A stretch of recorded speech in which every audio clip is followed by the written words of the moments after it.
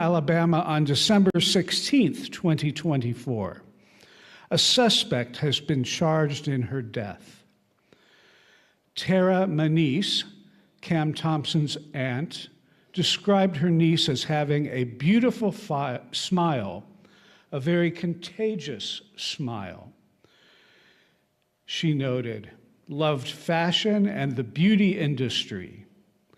Another aunt, Tara Matthews, described Cam as a very sweet person, very nice person, never met a stranger. She loved hair and nails. She was very quiet, very to herself, always very private. Thompson had just completed Job Corps training and had a bright future ahead of her. All these plans she had. She was getting ready to try to go to college, buy a new car. That they have been just wiped away in the blink of an eye is a senseless act, Manise added. Mika Shabazz, age 46. Mika died by suicide on December 23rd, 2024. She lived in Columbus, Ohio, and was an accomplished dancer, community activist, teacher, and mentor who taught Afro-Caribbean dance and GED courses, and actively mentored young people. Her pastor writes, "I have spent hours on the phone crying with people who loved her, danced with her, and worked for justice with her. Mika could be strong-willed and sometimes drive us crazy. But as we say at the United Methodist Church for All People, no matter who you are or what you have done, you are a beloved child of God." Mika herself wrote in her blog, "My message to all people going through a difficult time is to put on your big girl pants and humble yourself. At the peak of my success, everything I worked so hard for was lost, but I persevered. To the LGBTQA community, not everyone will be accepting of who you are. They may try to break you and harass you emotionally. Maintain yourself by keeping yourself polished. When mistreated as a result of gender discrimination, you must continue to believe in yourself. You must be persistent." Parker Savarese, age 15. Parker was non-binary and died on January 8th, 2025 in Setauket, New York. The cause of death was not disclosed. A sophomore student at Ward Melville High School, Parker was deeply involved in the school's theater program, serving as a prop master and an actor. Their passion for the arts was evident in their theater program, or in their dedication and creativity, inspiring their peers and bringing numerous productions to life. Beyond the stage, Parker had a profound love for reading, art, and children. They were an avid fan of horror movies and Marvel, with a special affection for Spider-Man, often drawing inspiration from these stories in their own creative endeavors. Parker's generosity and affection made everyone feel special. Their ability to connect with others, coupled with their compassionate nature, left a lasting impression on all who had the privilege of knowing them. Their legacy of kindness and creativity will continue to inspire the community. Elisa Ray Shoup, age 61. Elisa died by suicide outside the Syracuse, New York VA Medical Center on January 27th, 2025. She was a trans veteran, and when her body was found, it was wrapped in the trans flag. Shoup was born on August 10, 1963, in Washington, D.C., and grew up in Southern Maryland with 7 siblings. Shoup began serving in the U.S. Army before the enactment of Don't Ask, Don't Tell, and retired in 2000 as a sergeant first class with a number of military decorations. After retiring, she moved to Pittsburgh with her wife, Sandy, and began living as a trans woman in 2013. In 2016, Elisa became the first person in the United States to obtain legal recognition of a non-binary gender. In 2019, she publicly detransitioned, but in 2022, she published a statement reclaiming her trans identity and condemning the anti-trans movement's use of her story to push conversion therapy. Her death was mourned by LGBTQ+ communities across upstate New York, and she was remembered as part of a vigil in Winnipeg. In her suicide note, Shoup refused an American military burial for herself. Aubrey Dameron, age 25. Aubrey was a two-spirit trans woman who had been missing for nearly 6 years. Her remains were found on January 31st, 2025, in Ottawa City, Oklahoma. Aubrey was last seen leaving her family's Grove, Oklahoma home at 3:30 a.m. to meet an unnamed person in March of 2019. Her family, a part of the Cherokee Nation, believes her gender identity had something to do with her disappearance, as her transition was not received kindly in her small town. Aubrey's aunt, Pam Fencer, said at a memorial service that her niece had a big heart and beauty that radiated from the inside out. She was so proud of her identity as a transgender woman, and we are forever missing her and the powerful legacy of kindness she has left behind. Fencer said at the memorial service, "From princess dresses to ball gowns, she was always confident in herself. We hope you carry the love you share for Aubrey to everyone else." Tahiri Broom, age 29. Tahiri was shot and killed in Southfield, Michigan on February 9th, 2025, after an altercation with a man who was later charged with second-degree murder. Tahiri was originally from Cleveland, Ohio.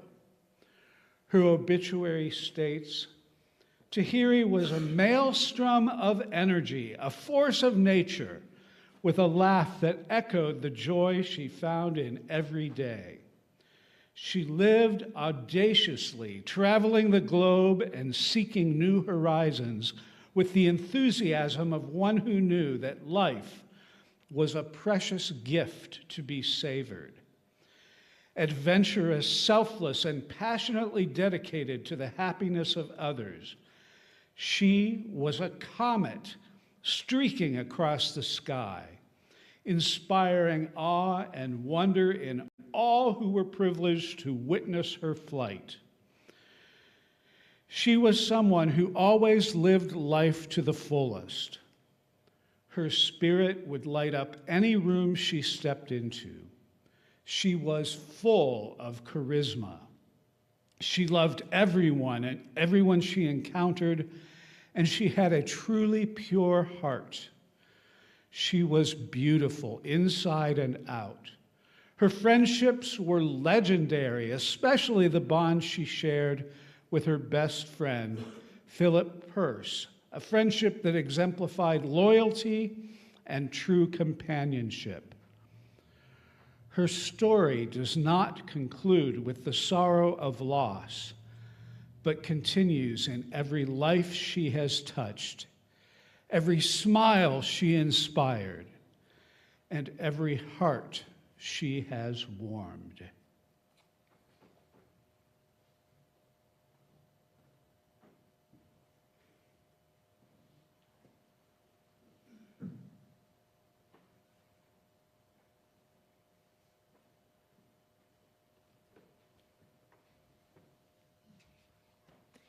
Good evening. My name is Brooke Baker, and my pronouns are she, her. Sam Nordquist, age 24.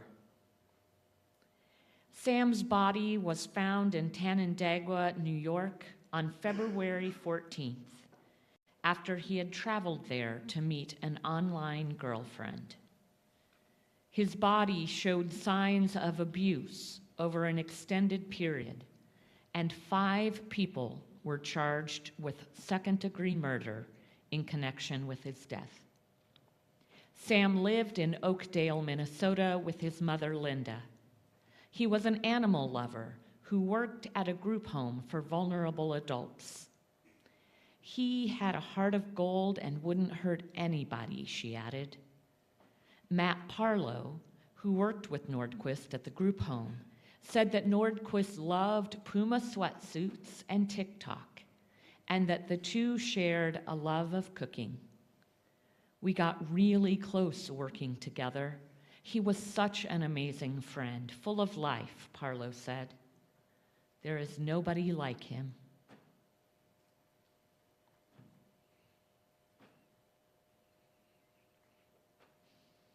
Irviana Johnson, age 25. Irviana's body was found near a pond not far from her home in Tabor City, North Carolina, on Sunday, February 16th, 3 days after she had gone missing. 10 days later, her death was ruled a homicide. Irviana lived with her family and worked at a hotel and as a digital content creator. Her social media paints a vivid picture of a woman full of life. She liked Glorilla, RuPaul's Drag Race, hip-hop majorette competitions, and had a very impressive drop split.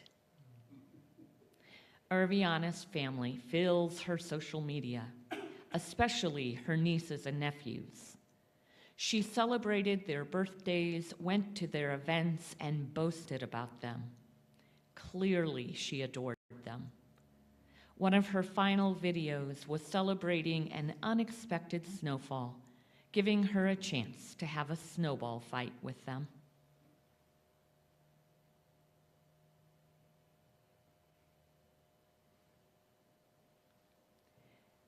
Amiri Dior, age 23. Amiri died after being shot in Milwaukee, Wisconsin on February 21st, 2025, and her killer has been charged with first-degree intentional homicide. No matter who she came in contact with, she was always a good soul. I just don't understand why, her cousin Jakiala Jenkins said. She was always truthful with her life. She was just too loving. Loved ones say Dior loved to dance and sing, but most of all, she was herself. Amiri's mother said to reporters, "We just want all trans people to stay safe. Know that you are loved."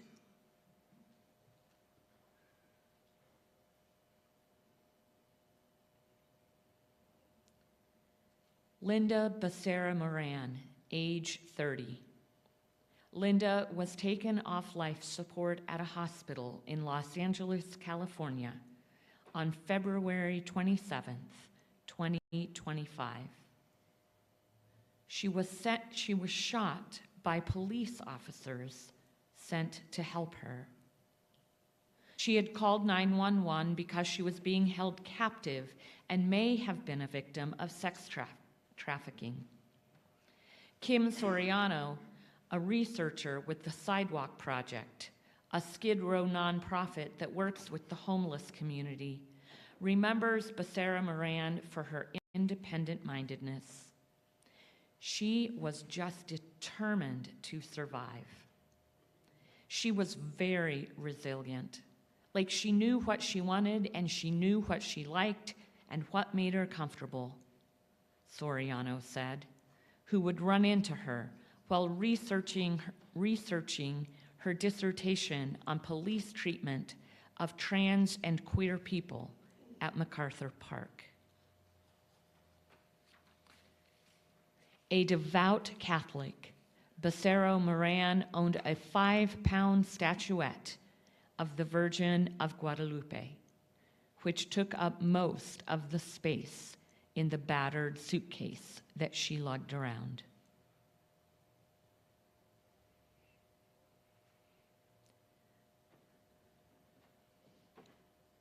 Jordan J.J. May, age 17. Jordan J.J. May, age 17, died by suicide on Sunday, March 9th, 2025, at her home in Ocean Springs, Mississippi. Jay was born in New York and eventually moved to Georgia, where she spent the first 7 years of her life as an only child. She then gave up that title when her baby brother Jackson was born. She quickly fell in love and became his very best friend, being able to make him laugh like no other. She moved to Ocean Springs when her family later welcomed her baby sister, Charlie. She spent hours upon hours dressing her up like her own personal baby doll. She spent the remainder of her life in Ocean Springs, meeting many great friends who became family along the way. A city girl at heart, she had big dreams of moving back to New York to become a stylist after attending a Rojo Academy in Soho, which we all knew she would flourish in. She could slay a look like nobody's business. Jay was loved by all who had the privilege of knowing her. She was a bright light whose smile lit up any room she walked into. She had a knack for lifting people up and always rooted for the underdog. Jay was funny without trying and could make you laugh when you needed it most. Above all else, she was fiercely brave. The courage that she showed just to be herself in a world that frowns upon differences was admirable.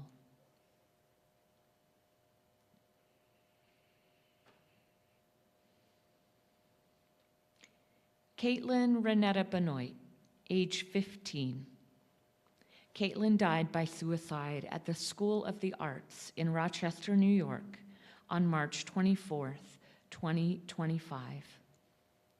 A teenager with a passion for writing, computer games, music, gardening, and baking, she searched for happiness through creative outlets. Kat also immensely enjoyed the art of fashion and thrifting, as well as borrowing clothes from her mother to create new outfits. Caitlin faced the challenges of depression, bullying, and eating disorders while bravely living as a transgender young woman, always striving to be true to herself despite the difficulty she encountered. Caitlin's life was marked by both joy in her creative passions and the struggle of living with depression. Her family states, "As we grieve her loss, we also honor her strength and authenticity. Caitlin's memory is a reminder of the challenges many young people face and the importance of supporting one another in times of need. We will always remember her for her irreplaceable smile and laugh, her unique sense of humor, her huge and generous heart, and the impact she has had on those around her.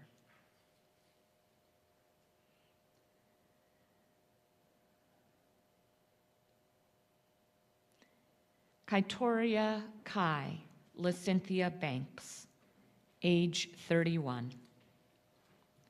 Kai was killed during an attempted carjacking in Ottagaville, Alabama, in which her brother was also shot.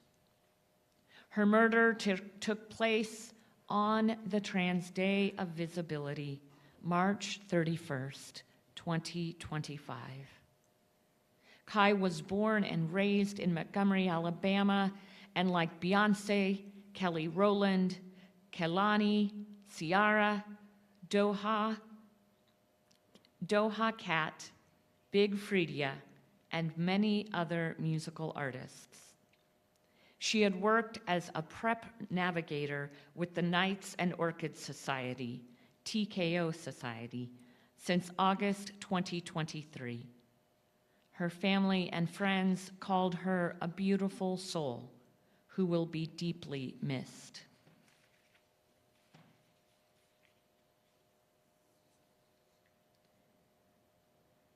Nora Horwitz, age 38.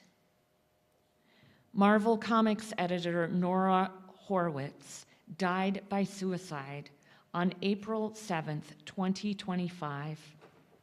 A Marvel Comics editor on titles such as X-Men, Guardians of the Galaxy, War Machine, Nova, Marvel Zombies, Iron Man, Avengers, Stephen King's The Stand, and The Dark Tower, and creator of the graphic novel The Diary of Nora Horwitz. She was also an editor on the original Kick-Ass series by Mark Miller and John Romita Jr. Nora was an inmate at the Virginia Beach Correctional Center, pending trial in a murder case, in which she was expected to plead not guilty by reason of self-defense. She was being held in the male wing of the complex and had been placed on suicide watch.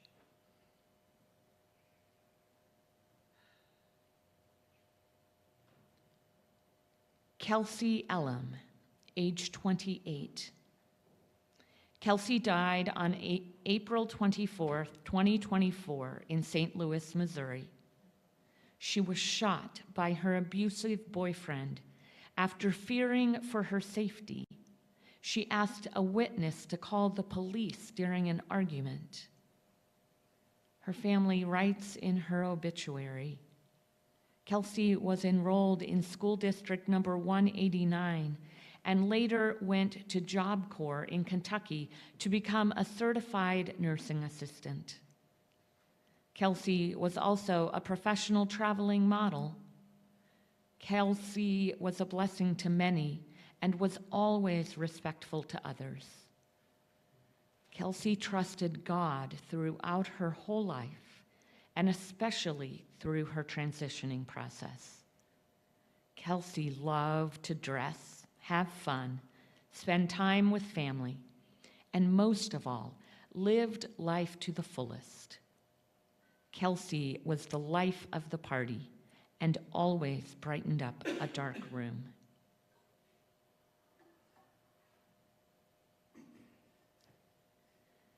Shiparius Dupree, age 32. Shiparius was shot and killed on May 17th, 2025 in Memphis, Tennessee. A Memphis native, Shiparius worked at FedEx as a youth counselor with youth villages and as a shift manager at Save-A-Lot. He attended Sheffield High School. He has also attended Auguste Escoffier School of Culinary Arts. He had multiple side hustles as a bartender, cook, and operated a small store with his wife. He leaves behind his wife of 3 years, Lola, 2 children, a son and a daughter, and his dearly beloved dog, Bella.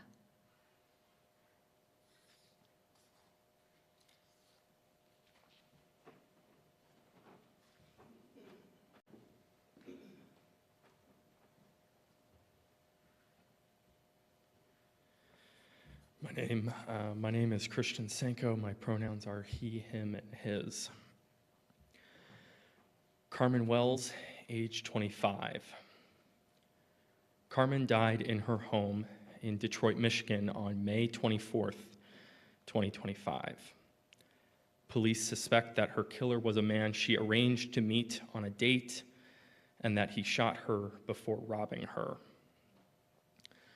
Carmen was born and raised in Detroit and graduated from Cooley High School in 2001. Carmen belonged to the House of Revlon in the ballroom scene and helped to found the Detroit chapter in 2007. She was a well-known fashion model, venerated for her ballroom walks in Detroit, and dubbed the Walking Wonder. Carmen was a fan of several music artists, including Missy Elliott, Madonna, Chaka Khan, and Aretha Franklin. She was a fan of the Carolina Panthers. She followed lots of ballroom and LGBTQ content on television and online. Carmen's social media is filled with remembrances and grief from her best friends, ballroom family, neighbors, and friends. She clearly was much loved. Jonathan Joss, age 59. Jonathan Joss died on June 1st, 2025 in San Antonio, Texas, while defending his partner, a trans man, from a homophobic attack. Jonathan was cisgender and was an actor best known for playing Chief Ken Hotate in the sitcom Parks and Recreations and for voicing John Redcorn in the animated sitcom King of the Hill. His husband, Tristan Kern de Gonzalez, told how Jonathan pushed him out of the way as their neighbor fired on them during a dispute. Tristan said on Facebook, quote, "Jonathan gave me more love in our time together than most people ever get. We were newlyweds. We picked Valentine's Day. We were in the process of looking for a trailer and planning for our future. I was with him when he passed. I told him how much he was loved. To everyone who supported him, his fans, his friends, know that he valued you deeply. He saw you as family."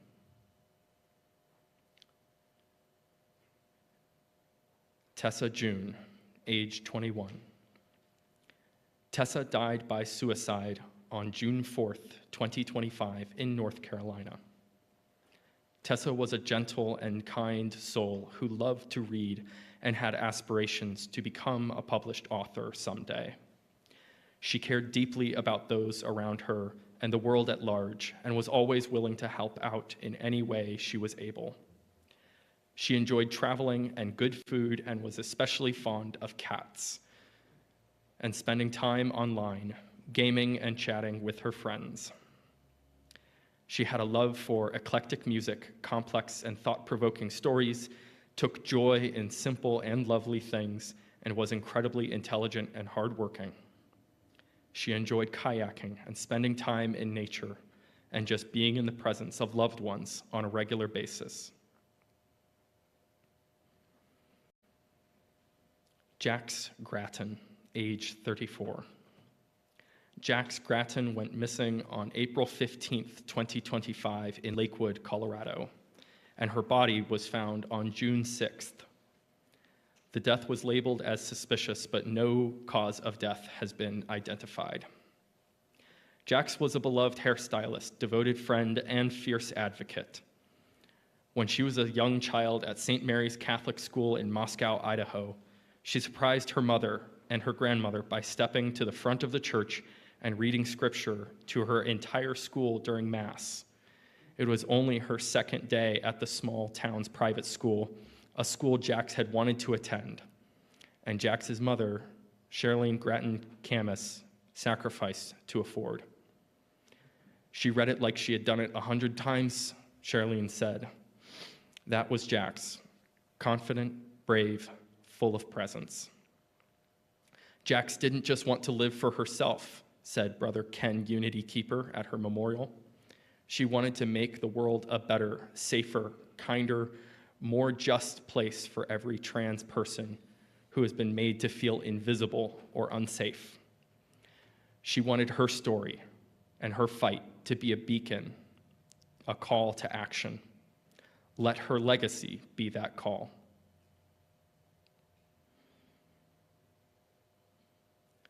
Laura Schuler, age 47. Laura was shot on June 7th, 2025, just down the street from her home in Cincinnati, Ohio. Laura's light shined bright the first day that she was born, and she was known to her family as Miss Good. Her smile, kindness, positive outlook on life, and willingness to uplift others lit up every room that she stepped foot in. She loved animals and nursed some back to good health, allowing them to live long, healthy lives. Most importantly, Laura loved her family dearly and took great pride in making sure that they were good at all times. Laura graduated from Northwest High School and went on to receive a degree in business administration from Southwestern College. She became a personal stylist, fashion consultant, and makeup artist for several of her family, friends, and colleagues. Laura had the ability to make anyone look good and feel good. She is responsible for many successful photo shoots and fashion shows across the city, gaining a reputation for creating custom, unique pieces from scraps. She was truly one of a kind and will be missed dearly.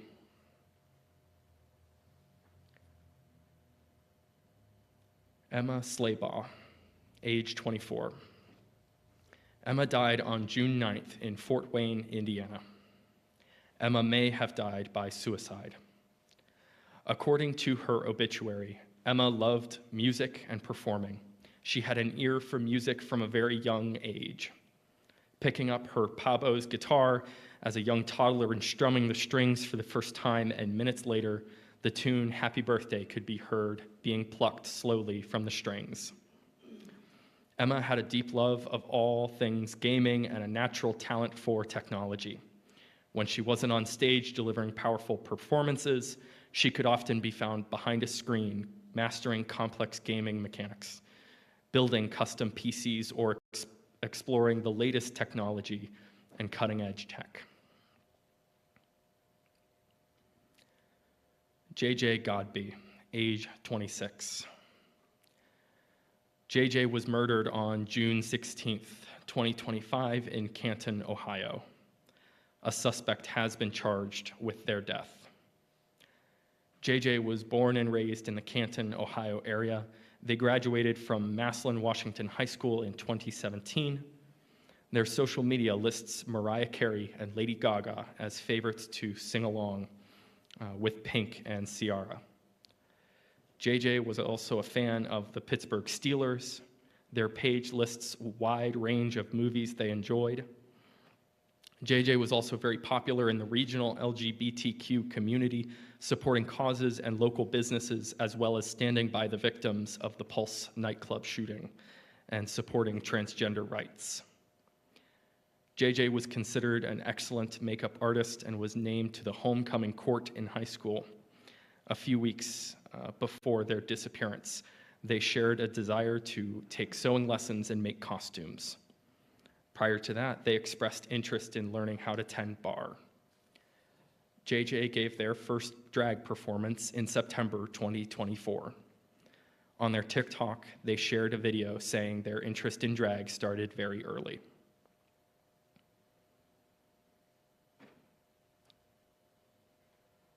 Christina Hayes, age 28.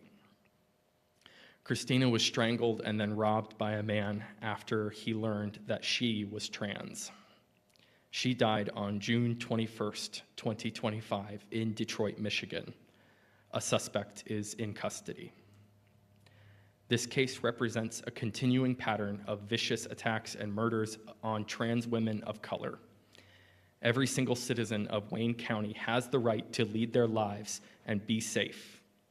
We will bring the alleged murderer of Christina Hayes to justice, said Wayne County Prosecutor Kim Worthy. Lily Dawn Hawkins. Lily Dawn Hawkins is someone who went by the nickname Chi or L Wynn, was a transgender woman who recently graduated with her degree in supply chain management. Recognized as a genius for her IQ of over 140, she loved Magic the Gathering, cooking and burning food for loved ones, volunteering for local organizations, and giving back to others in any way that she could. She was fluent in German and known for her absurdist humor and infectious smile and laugh. She died by suicide on June 22, 2025, in Colorado. Lily Dawn's partner, Gabrielle Cam Wynn, passed on that same day. Gabrielle Cam Wynn.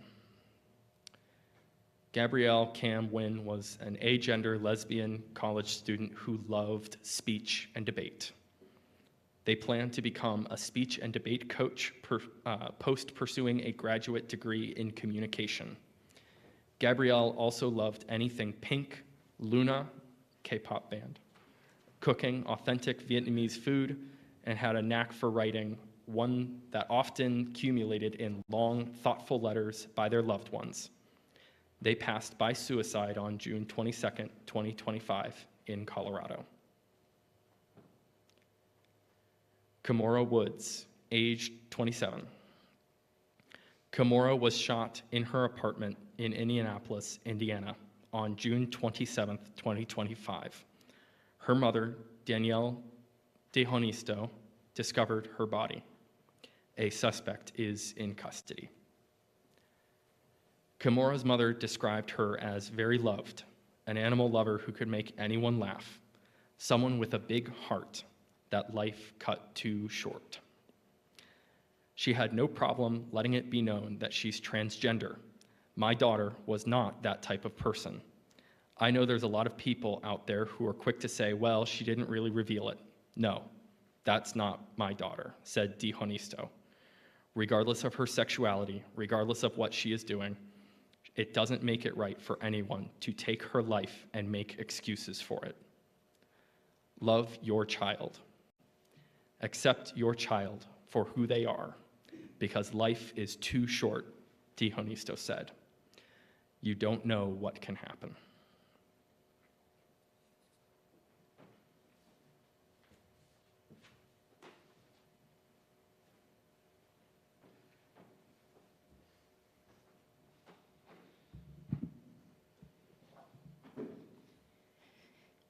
My name is Jennifer Bertoni.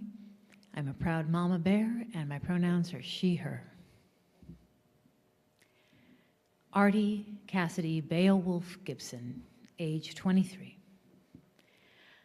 Artie died by suicide in Portland, Oregon on June 29, 2025. Artie was known for their creativity and kind spirit. Artie and their partner had recently moved to Portland from Lexington, Kentucky, fleeing what they saw as a more dangerous political climate. Artie's partner urges us to build communities where all identities are affirmed and supported. Dream Johnson, age 28. Dream was found with gunshot wounds on July 5th by police officers in Washington, D.C. She died in the hospital, and her death is classified as a hate crime. Dream was remembered for her vibrant spirit and confidence, and the police are still seeking help in solving this case. I pray that community members come forward to help solve this crime and provide the family with justice and peace, said Victoria Kirby York, Director of Public Policy and Programs for the National Black Justice Collective. Too often, the murders of our trans siblings remain unsolved, and it should be a priority of law enforcement across the country to solve these cases, to prevent more murders from occurring, and to show the trans community that they are cared for and are safe where they live. Rosa Machuca, age 24. Rosa was one of 3 people killed in a shooting on August 11th, 2025, in the parking lot of her workplace, a Target store in Austin. The other victims were an elderly man and a 4-year-old child. Machuca's fiancé, Kim Dang, told local outlet KXAN she was very hurt by seeing her partner's dead name used by the police. "I knew she never wanted to be recognized as her dead name," she said. "I never wanted them to be remembered that way. I want them to be remembered for who they truly, really want to be." Dang, who had reportedly been in an 11-year relationship with Machuca since high school, said her partner came out as trans in 2022 and had been using her chosen name for several years. She had said Rosa had been reluctant to change her legal name given the anti-trans climate in Texas, one of the most anti-LGBTQ+ states in the US, and was waiting for the right moment. Rosa's first priority was her family. She took pride in caring for and providing for her mother and her sisters. Blair Sawyer, age 27. Blair died in the University of Louisville Hospital on August 11th, 2025, after a hit-and-run incident while riding her bicycle. Police are still searching for the driver of the Ford Taurus that fatally struck her. Blair had a love for dragons and for playing the piano and other instruments. Blair graduated with honors from Excelsior Springs High School, and she had a large extended family from her online gaming and online artistic presence.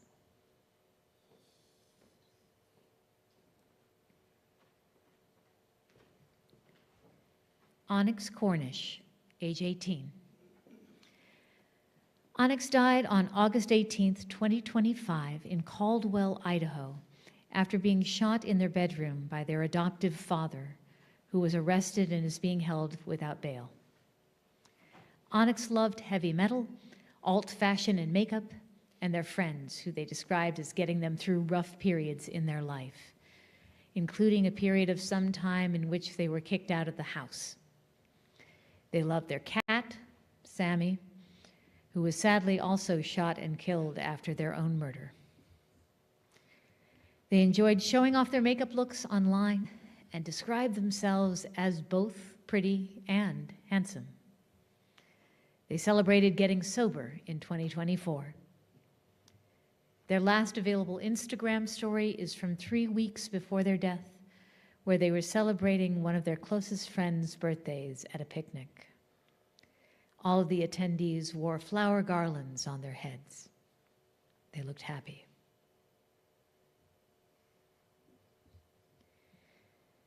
Cassie Ray K. Holmes, age 31. Cassie died from gunshot injuries on August 18th, 2025 in Lynchburg, Virginia, after being shot in the front yard of a home. Cassie went to Heritage High School and studied at Strayer University. She used the nickname K. Holmes. According to her social media profiles, Cassie was open about her struggle with depression, and she professed herself a woman of faith. It also appears she was a talented and highly sought-after hairstylist for children and adults. As recently as August 2023, she had her pick of 3 job offers, including the one she genuinely wanted. Cassie was very into being a Scorpio and followed multiple astrology pages. Her music tastes included Cardi B, Sierra, and Missy Elliott. Tiara Love Torrey Jackson, age 37. Tiara was found with gunshot wounds in a motel in Charlotte, North Carolina on September 26, 2025. A suspect has been charged with first-degree murder in the case. 6 days before her killing, Tiara had posted on Facebook asking for financial help. Tiara's son, Jalen, posted this eulogy for her. Tiara taught me no matter what, always put God first. Things may seem hard, but you have to persevere. Tiara made this world a better place by having such a beautiful soul inside and out. She was very happy to have company and would open up her door to so many. I will miss the laughs, music, and food we shared, the FaceTime calls at 2 a.m., and sharing our screen laughing at TikToks. Love you, Ma. Leah Smith, age 21. Leah died by suicide on October 23, 2025, in Middlebury, Vermont, where she was attending college. To understand Leah's life before her passing is to see the power of what acceptance can make possible.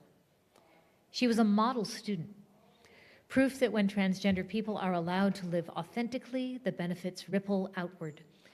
Leah double majored in computer science and statistics, played on the chess and Japanese clubs, loved music, and competed on the women's swimming and diving team until she left, citing the pressure and isolation she felt as a transgender athlete who didn't feel welcome. Her departure came amid a growing wave of anti-trans policies on college campuses as states began banning transgender athletes in 2022, a wave that has only intensified since into national bans. That hostility marked the beginning of what every transgender person now recognizes, a coordinated effort to legislate trans people out of public life. We're not trying to get into women's spaces to be perverts. We're just being ourselves. We don't mean any harm to anyone, Smith said during a campus panel she joined that coincided and competed with an anti-trans event featuring Brianna Wu and Layer Sapir, the latter a prominent anti-transgender activist affiliated with the Manhattan Institute. On her panel, Smith spoke candidly about her experiences as a transgender athlete and student, sharing the challenges of navigating both visibility and hostility. She closed with a simple plea to the packed audience. Know that there are people in your community who are here for you and who care about you. Marisol Payero, age 22. Marisol died by suicide on October 27, 2025, in Kennesaw, Georgia. Marisol was a senior at Kennesaw State University studying history education. She helped lead the opening of the KPA Pride Center after the university shuttered the LGBTQ+ Resource Center due to DEI cutbacks earlier this year. Payero was of Dominican and Argentinian descent and a practicing Celtic Druid. Her friends and family remember her as having a bright smile and a natural gift for humor, a lover of Argentina and the color blue, and interested in dying languages and the recreation of the Taíno language. One of her classmates, Quinn Spear, wrote this remembrance. In the one semester I had at KSU, Marisol stood out as one of the kindest, most passionate people I have ever met. I will never forget all the time we spent talking about Sephardic Jews and language revival. Marisol's brilliant soul shines on in every person who had the honor of meeting her. Her memory is an eternal blessing. Girl Lalala, age 21. Girl Lalala was shot on November 14th, 2025, in Lauderdale Lakes, Florida, by a man she had been in a relationship with for several years. Girlalala was a transgender influencer and popular hairstylist from Pompano Beach and had over 235,000 followers on TikTok and tens of thousands of followers on Instagram. She was known for beauty, lifestyle, and bold, personality-driven videos that made her a beloved figure online. A GoFundMe launched in her honor has climbed to nearly 30,000, boosted in recent days by rapper JT, one of her idols, who donated $5,000 and has been using her platform to raise awareness about the disproportionate levels of violence transgender women face. Girlalala's killing has reignited urgent conversations about domestic violence within the transgender community, particularly among Black trans women, who experience some of the highest rates of violence, yet struggle to have their stories taken seriously. Advocates online say her death is a painful reminder of how vulnerable trans women are, how often they are dismissed, and how urgently they need protection. And I end with a reminder that this list is not exhaustive. Many who die by suicide, in particular, do not make the news reports and get added to lists like this. So let us take a moment in silence to remember those whose journeys are still unknown to us.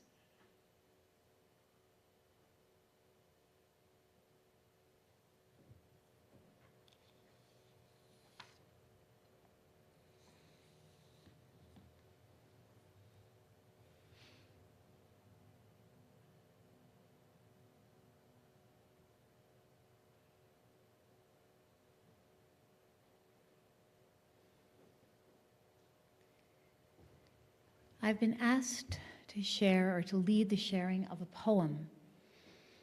It's called Today I Mourn by Kellum, a trans lesbian woman. And it is to be read responsively. So I invite you to keep an eye on the screen.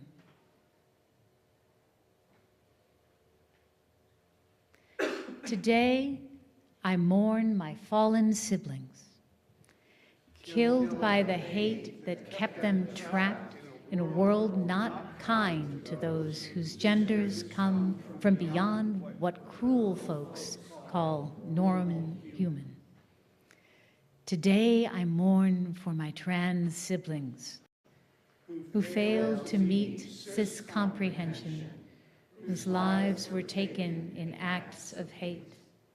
Today I mourn trans siblings, killed by those with whom they tried to share their hearts, their love. Today I mourn those trans siblings lost to their own hands and to a violence made by the hate of a world that refused to understand and bullied them till they could not stand another night, another day of ceaseless, senseless pain. Today I mourn. Today I mourn. Today I mourn, but I will not forget the light that my trans siblings brought to this, our world. Today I mourn, but I take what strength I have and battle on against that tide of fearful retribution. I'll share my struggle, which is not mine alone. I will join in the fight until I am free at last, so that this list of the dead that grows each passing year will one day end, and all human lives can be lived in freedom and in peace, so that all humanity can live unchained in celebration of one another's glory. Today I mourn, but I will not forget to do my part to fix this world so that none shall mourn like this again. Today I mourn those lights who shine, but all too briefly. Today I mourn my trans siblings whose souls fell like autumn's leaves, sinking to cover the graves of the lost.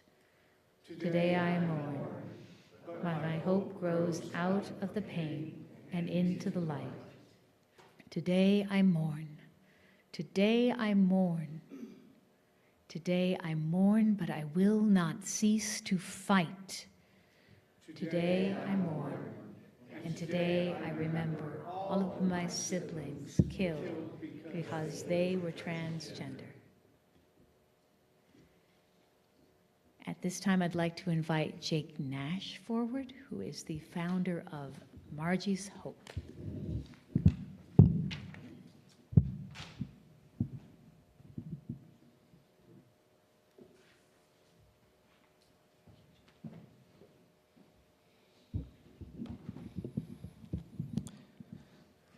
Thank you so much for having me, even during this solemn moment. There we go.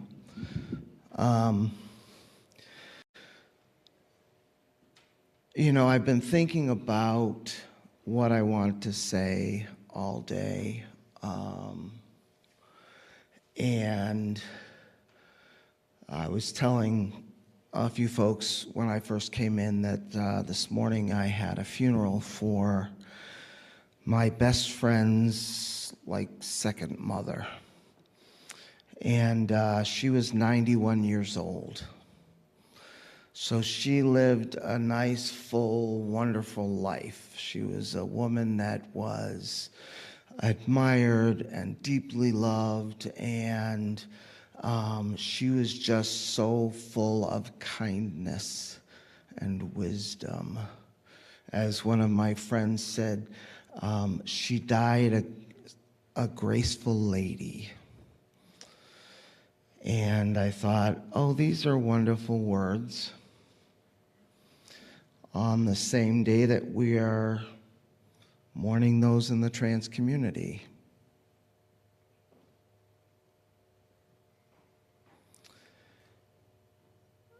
You know, as I think about all those that we have lost, and we only did about 39 or 40 of the 281 that were reported worldwide. And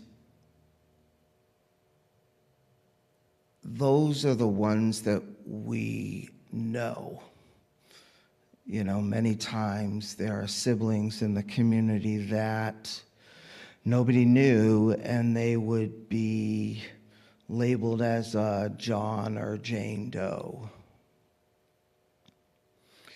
because either they moved away because they didn't want to have to deal with their families anymore, so they distanced themselves and was somewhere where nobody knew them, or nobody claimed them. And as I was thinking about today and thinking about Suzanne and thinking about all these young trans individuals that were just starting to live their lives,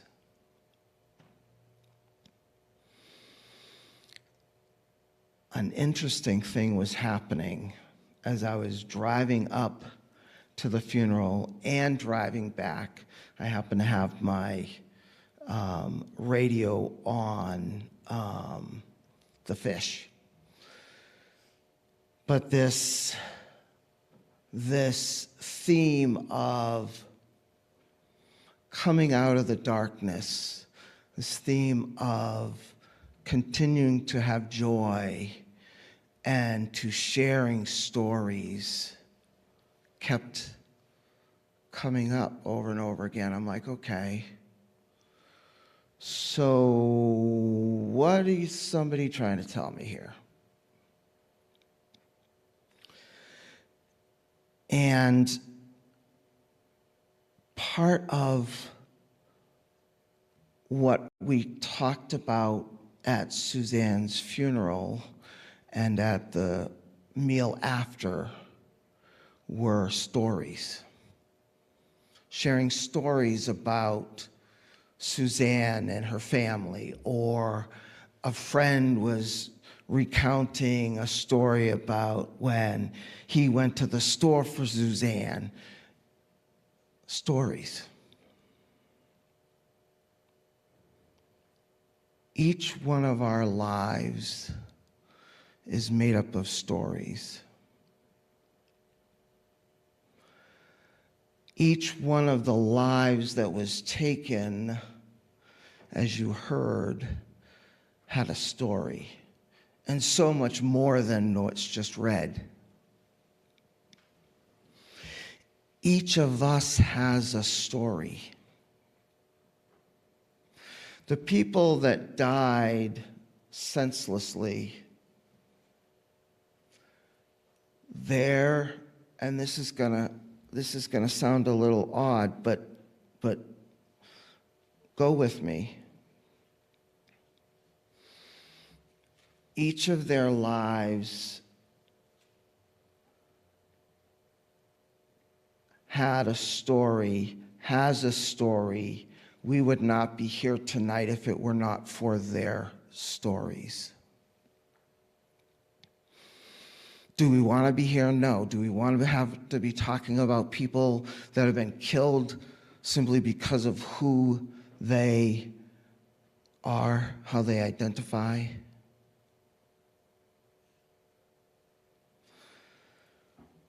But that's the thing that nobody can take from us.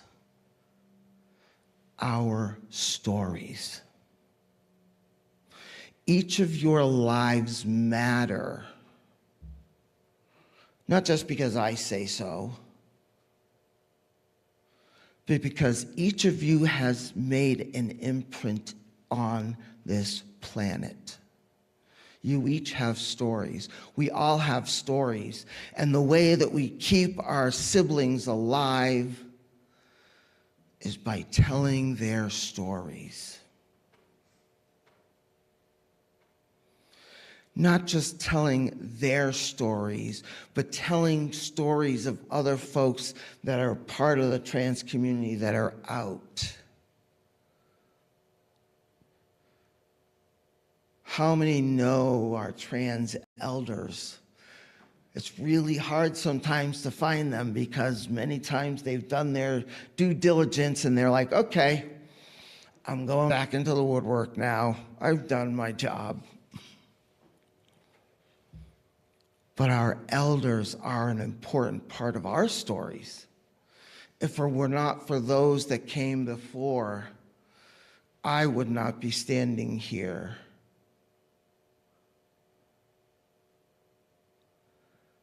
But also, if it were not for their stories that we just shared, I also would not be standing here.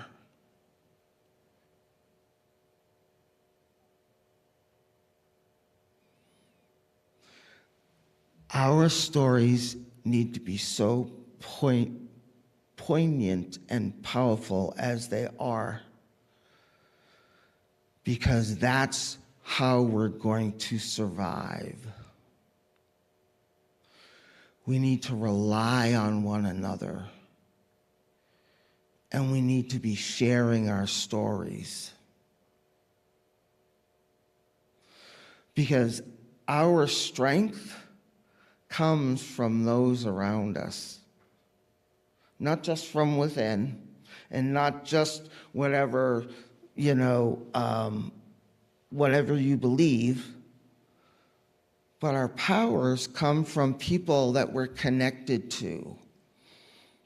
If we're by ourselves, who are we sharing our stories with? Whose stories am I missing out on? We need to stay together, and we need to be sharing our stories. Because again, we already know a lot of the things that the government's trying to do to remove us. But you know what? They can't take our stories. Those are ours. We get to decide who we share them with and who gets the privilege of listening. They may take everything else away,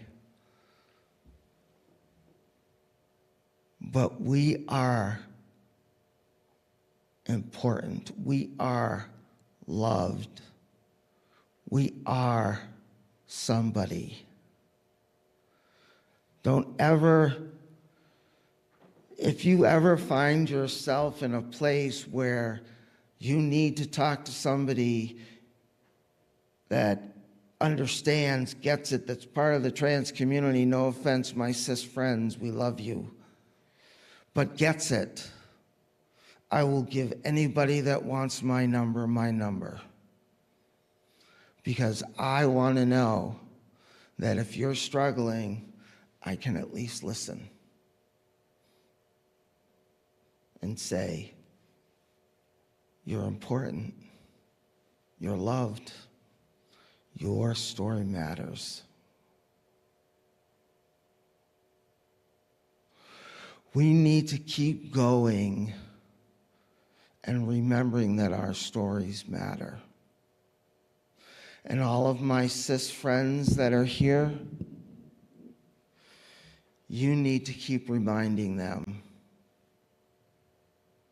Because there are going to be many times when some of my siblings are going to be at that place of saying, I don't know if I can do it anymore.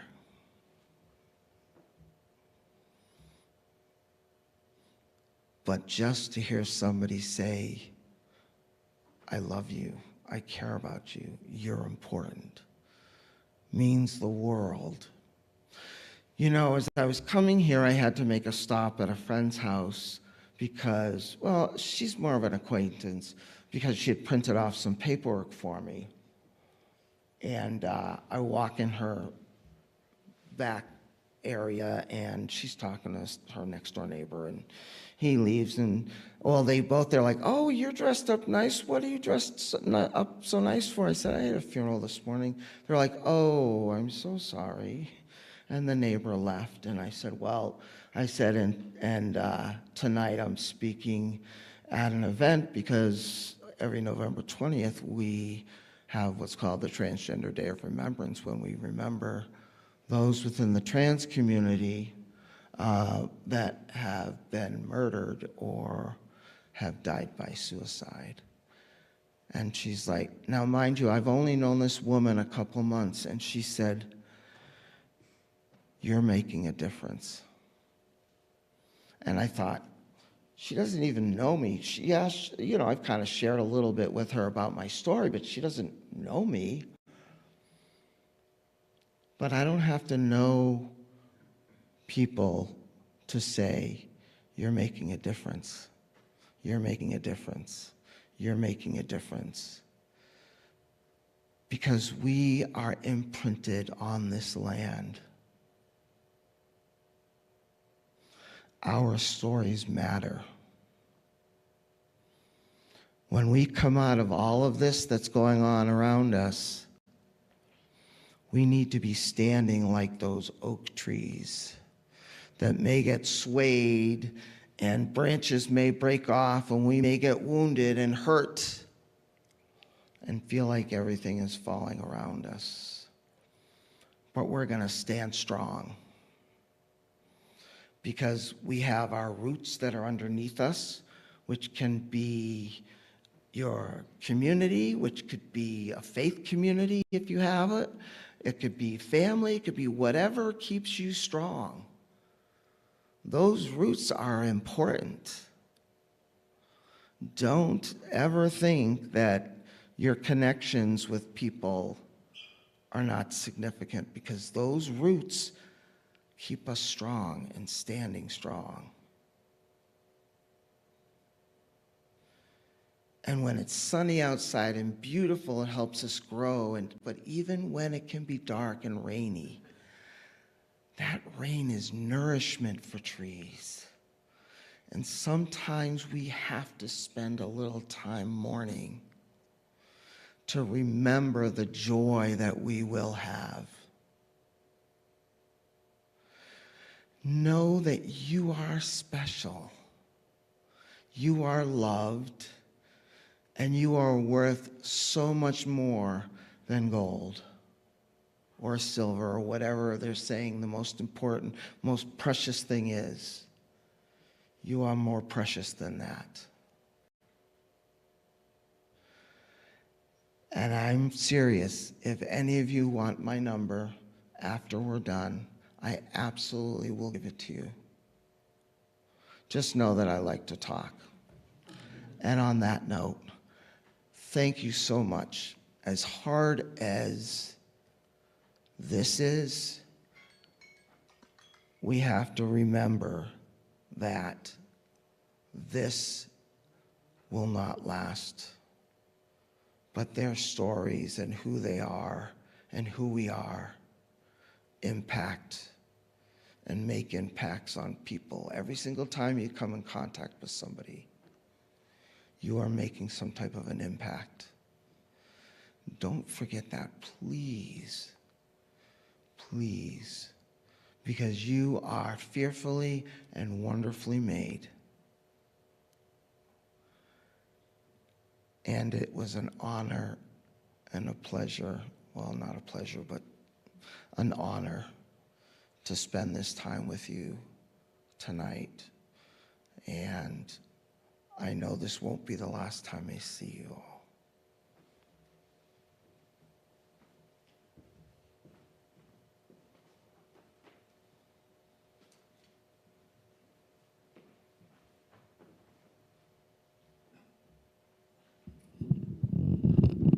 Oh, heavens. Give up. I wanted to lead you in a moment of music. And I'm looking at how many of us are assembled.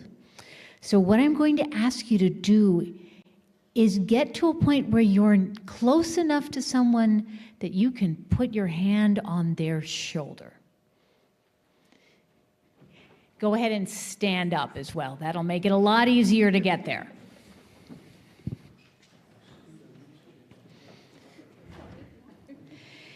And looking at how many we are, I think I'm going to teach this in 2 parts today. Someday we will do this in 3, but today is a 2-part day. So I'm going to sing something to you, and I'm going to invite you to sing it back. I will be your standing stone. Try that. I will be your standing stone. I will stand by you. Try that. I will stand by you. I'm going to put that first part together. I will be your standing stone. I will stand by you. Second part is like it, but the lady who created this song, Melanie Demore, she is a queer black musical artist. She likes to think of that top part as driving forward because it's got a lot of repeated notes. It goes like this. I will be your standing stone. Those of you who are feeling high voice today can try that. I will be your standing stone. I will stand by you. I will stand by you. Can you try the whole top part? I will be your standing stone. I will stand by you. All right. We're going to try just the lower part, and then when we feel ready, I'll go like this, and we'll go into 2 parts, and it'll be glorious. All right, here we go. I will be your standing stone. I will stand by by you. Go ahead and repeat that. I will be your standing stone. I will stand by you. Just one more, I think. I will be your standing stone. I will stand by you. Okay, try it in two. I will be your standing stone. I will stand by you. I will be your standing stone. I will stand by you. Last one. I will be your standing stone. I will stand by you. I think we're ready to hear from Joe. Go ahead and take your seats.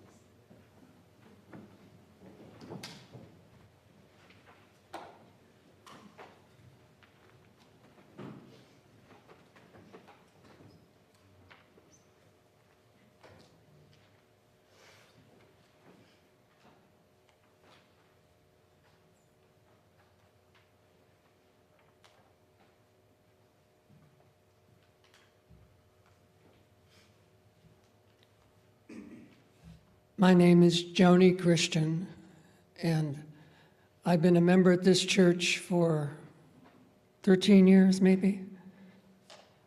Not to break the moment of solemnity, but I feel like this is the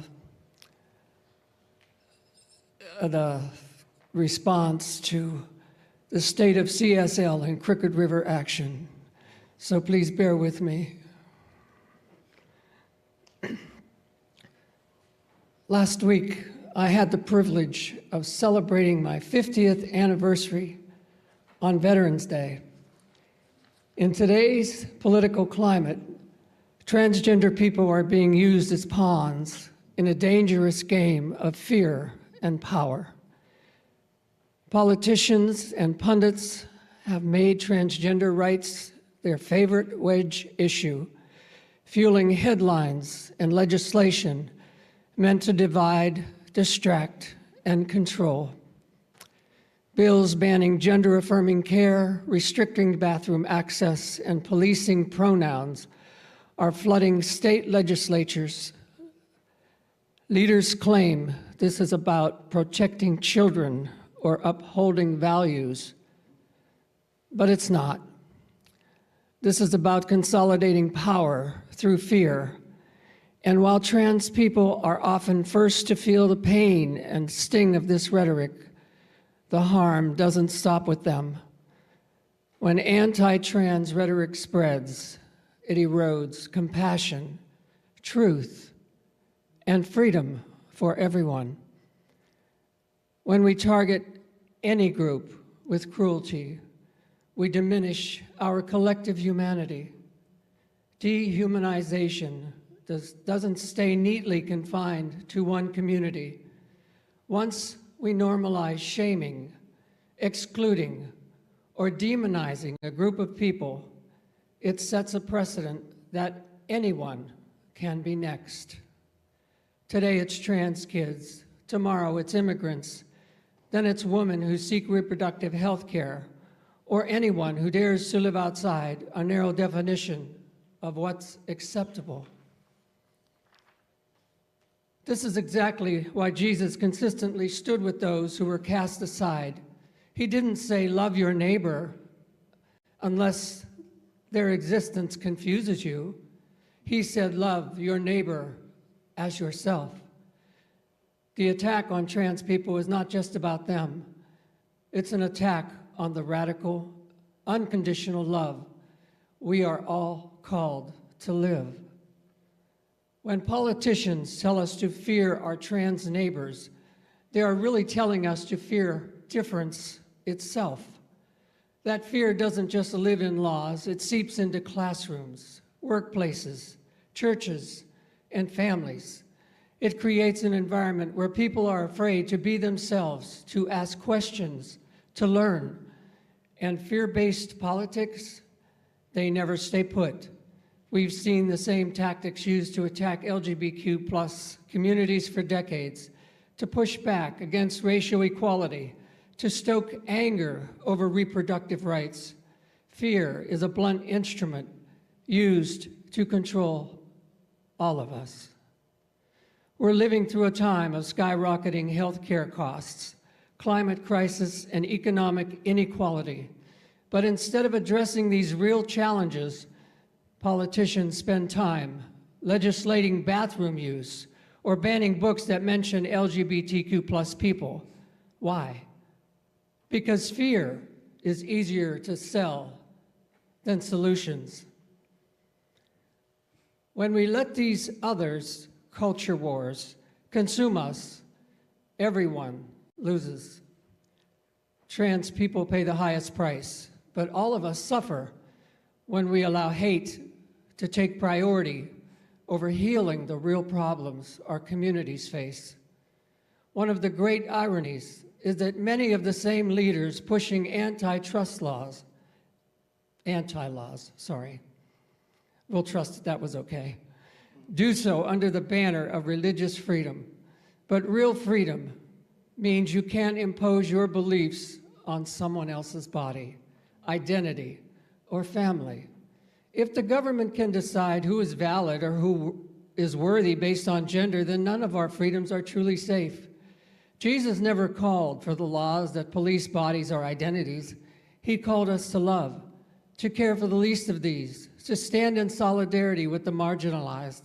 When faith is twisted into a weapon against our neighbors, we lose sight of the very heart of the gospel. Anti-trans rhetoric isolates families who are trying to love and support their children. Parents of trans kids are often vilified, labeled as abusers or groomers simply for affirming their child's identity. Churches and schools are pressured to erase LGBTQ+ voices, leaving young people without safe places to belong. When we silence these voices, we all miss out on the richness of diverse experiences, the storage of courage, and the lessons in love that trans people and their families offer. Their stories remind us what it means to stand in authenticity, even when the world pushes back. Anti-trans rhetoric is built on lies and fear, but love is built on truth. Love doesn't need to erase someone's identity to feel safe. Love doesn't need everyone to look, think, or act the same. Love embraces the fullness of who we are, each of us made in the image of God. When we stand with our transgender siblings, we're not just protecting them, we're protecting the soul of our society. We are saying that every person, no matter how different, is worthy of dignity, safety, and belonging. This day is not just about mourning. It's about vision and hope. Being in the last quarter of my life, I'm believing in the future. Please, join me.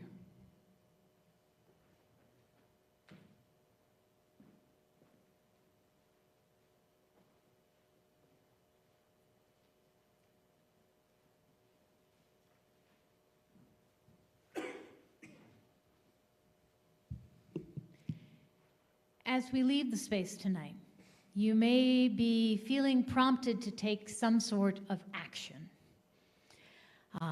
Now, representatives from the organization Crooked River Action did reach out, but I guess they were unable to be here tonight. So I am going to refer you to their website. They are currently collecting signatures for 2 petitions. One is an ERA for all petition for the Ohio legislature, where equal rights would be assured for all citizens of Ohio, regardless of any sort of identity characteristic. The other one is a bill that they're hoping to get put forward for marriage equality, to enshrine marriage equality in the Ohio Constitution. So if that right goes away nationally, it is still secured in this state. I am also going to be at the back with a couple of, these are pre-made postcards. One is about asking your senators and representatives to support H.R. 15, which would prevent discrimination against the LGBTQ plus community. And the other one is to ask your representatives to refund, to continue to fund the LGBTQ suicide hotline that was defunded. If you don't know who your representatives are or what their addresses are, I also have a piece of paper with that on it. And I think that leaves us with David and the closing.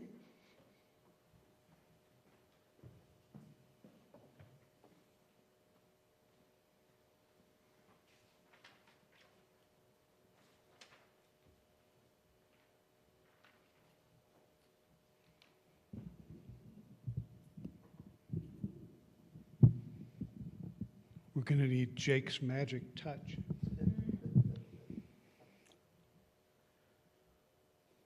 I wanted to clarify, Joni mentioned it was her 50th anniversary last week, and that is her 50th anniversary of living authentically as herself. So it was a very proud time, and I got to spend some time with her. I've known Joni for a long time. We consider ourselves very good friends and partners in crime. And so it's always a joy to spend time with her. I have been an ally. I was trying to think about this, certainly for more than 30 years. I'm not going to tell you how many years it probably really is, because that would tell you how old I am. But during that time that I've been an ally, the pendulum has swung many times. We make progress with expansion of rights and better understanding, but sometimes things move backward. Tonight, we gathered to put names to the real human cost of oppressive policies. Now, this idea of speaking the names of those who have died is ancient. It's found all over the world. Ancient Egyptians did it.